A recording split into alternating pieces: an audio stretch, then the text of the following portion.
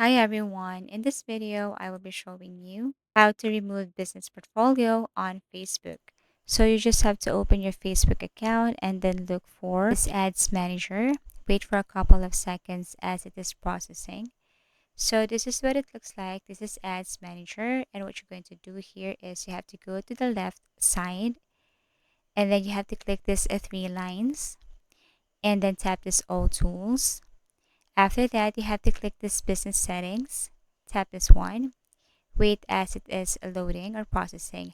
Now what you're going to do is to select that business portfolio that you wanted to delete. So let's just say I want to delete this one. I want to delete my business portfolio page. Tap this one right here and then wait as it is processing. Now you're opening your business portfolio or page. And then here, what you're going to do is go to the left side and then look for business info. Tap this one. And once you tap this, then you will see your business information. And then on the right side, you will see this permanently delete business. And all you have to do is to tap this one in order for you to delete this. So tap this one, and then you will see this schedule business for deletion.